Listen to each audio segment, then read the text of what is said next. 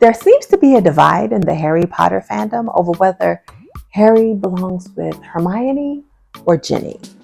People who have read the books first tend to say that Hermione belonged with Ron, and that book Ron was so much better than movie Ron, and that Ginny had more personality in the books.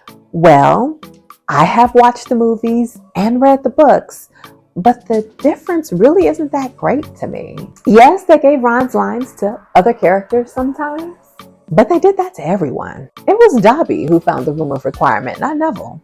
But it really didn't change the characterization.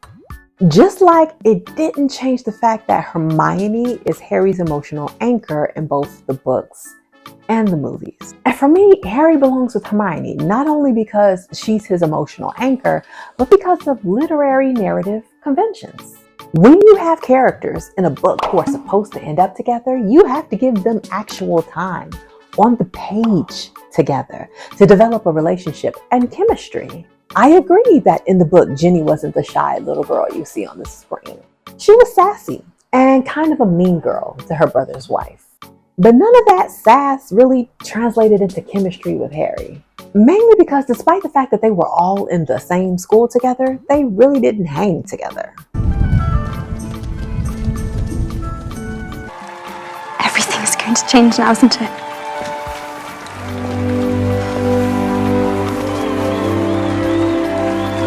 Yes. And if Umbridge refuses to teach us how, we need someone who will. Even my parents, they're muggles, know something bad's happening. This is Hogwarts we're talking about. It's Dumbledore. What could be safer? She popped in and out of the story infrequently and never really made an impression. Harry and Ginny only dated for like 2 to 3 weeks at the end of Half-Blood Prince. And when I say at the end of, like the main plot was over, and this was long into the denouement. But then he broke up with her to go searching for Horcruxes. Who went with him? Hermione. I don't really think you're going to be able to find all those Horcruxes by yourself, do you? Who stayed with him? Hermione. Are you coming or are you staying?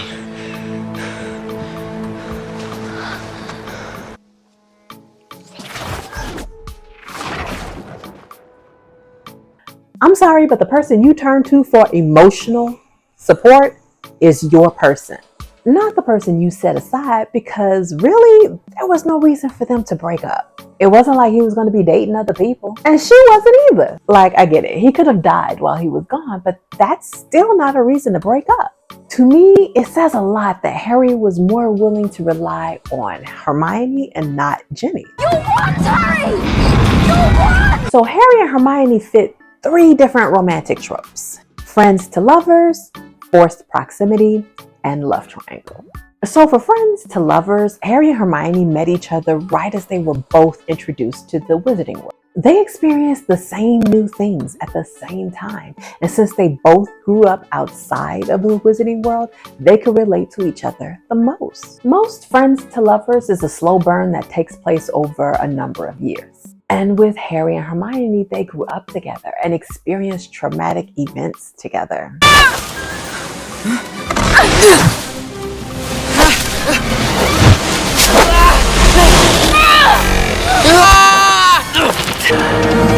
If you want to kill Harry, you'll have to kill us too. The key is to concentrate. After that, you just have to... Battle a dragon.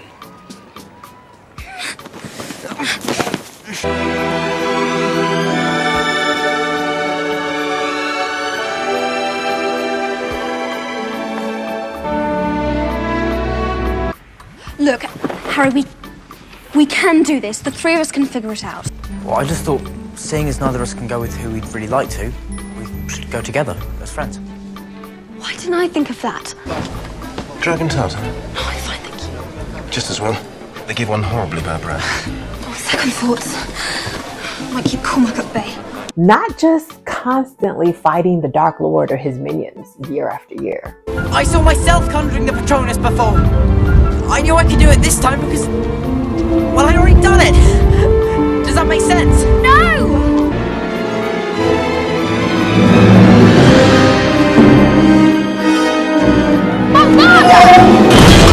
But finding and destroying Horcruxes together. It only takes in that which makes it stronger.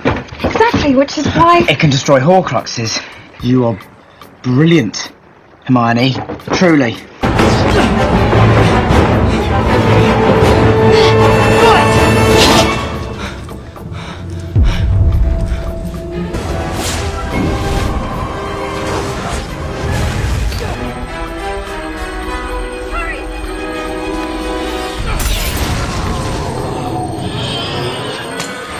She was even willing to go with Harry when she knew it was his time to die. I'll go with you. Kill the snake and then it's just him.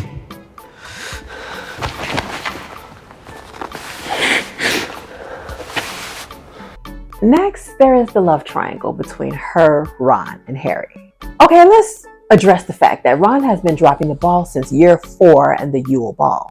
First of all, he waited until it was too late to ask her, was surprised that she had already had a date, and he asked her after he asked one of the Louboutins, or whatever you call, I don't know their name.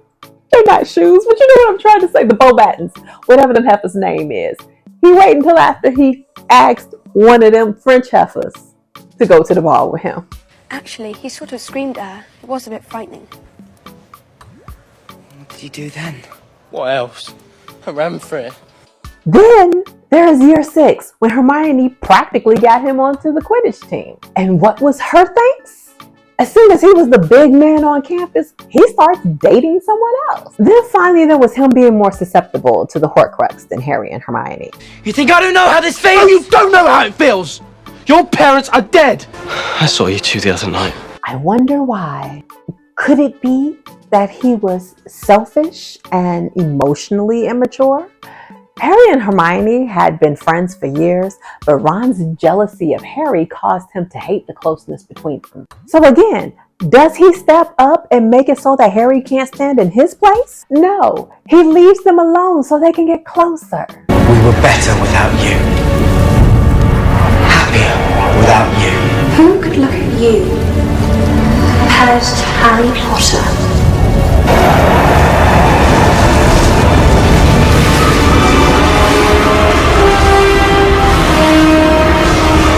Which brings us to forced proximity. The time that Harry and Hermione spent together alone should have sealed their romantic relationship.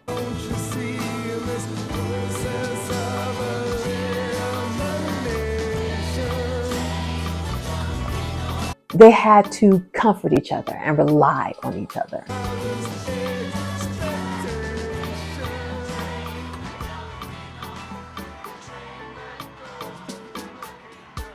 The moment they shared in the cemetery at his parents' grave was huge.